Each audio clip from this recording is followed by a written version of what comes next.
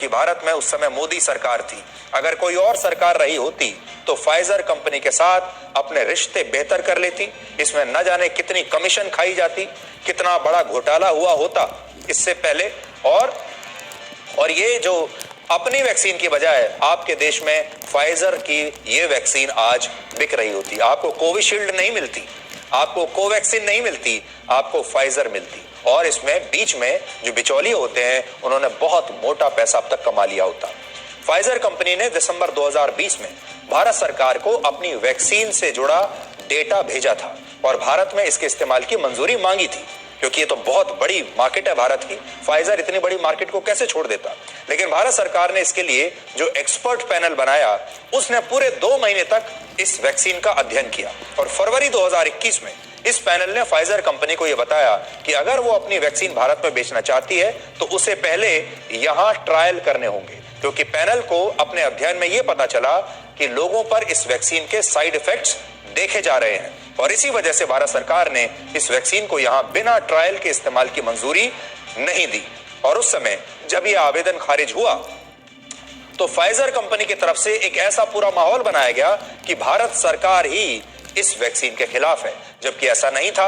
और यह बात अब जाकर साबित हो रही है। आज हमने आपके लिए कुछ पुराने बयान निकाले हैं जिन्हें सुनकर आपको ऐसा लगेगा कि हमारे देश के ये नेता असल में भारत की टीम में नहीं थे, बल्कि ये फाइजर की टीम में खेल रहे थे।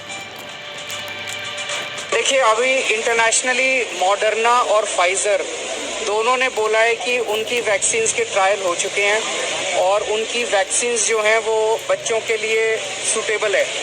मैं समझता हूं कि केंद्र सरकार को इसमें अब देरी नहीं करनी चाहिए और जितनी भी इंटरनेशनली अवेलेबल वैक्सीन्स हैं सबको हमारे देश के अंदर इस्तेमाल करने की इजाज़त हो। कि फाइजर ये वैक्सीन्स अवेलेबल है मार्केट में, दुनिया की बहुत सारी सरकारें उनको खरीद रही हैं, खरीद चुकी हैं, मंजूरी दे चुकी हैं। आप अभी मंजूरी देने में अटके हुए हैं, इनको मंजूरी दीजिए। फाइजर 85 देशों के अंदर फाइजर की वैक्सीन लगाई जा रही है। हिंदुस्तान ने अभी तक इसको इजाजत नहीं दी।